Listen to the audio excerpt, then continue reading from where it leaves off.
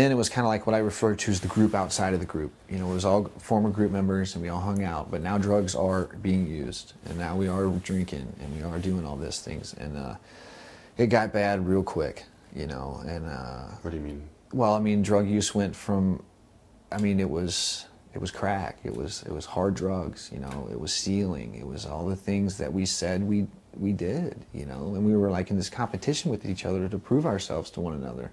I mean, we can, you know, we are this badass, if you will, that we always said we were, you know. And to the people I care about, the two people that I was closest to in the program are dead today, you know, both from overdoses.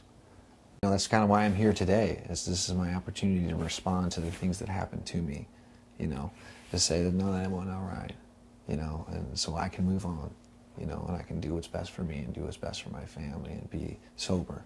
And was sent to a 120-day behavior modification drug and alcohol treatment in the Department of Corrections with a really good woman who has you know, her master's degree in counseling, and she's a social worker and cognitive thinking behavioral therapist and all of that, and she's the one that really sat me down and basically told me that if I don't do something about my thinking and about the way that I live and the way that I interact with other human beings, that I'm going to most likely die in my addiction, you know. And I couldn't believe that because I thought I was, you know, once I sobered up a little bit, I was going to get in this group and be one of these slick-ass counselors and walk right through it like I had other rehabs that I had checked myself into.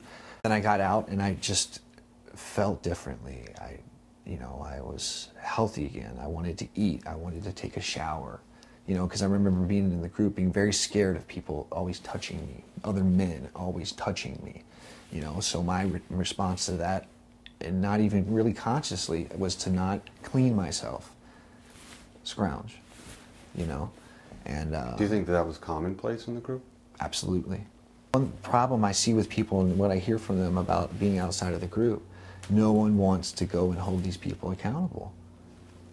I mean, from what I've learned and what I've understood about myself, come to understand about myself and getting better, is that you have to, you know, learn to hold yourself accountable and in the process hold those around you accountable.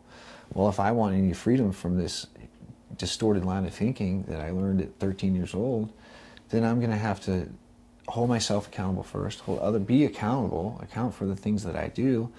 And because if that happened to me and I don't do anything about it, well, it's okay to do that to me.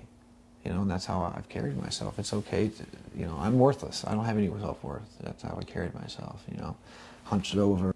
I just wish the people that had the law broken, you know, if people were abused at a very young age, I really wish they would step up and hold these people accountable for what they did, because it's not too late and it's not too long ago, you know.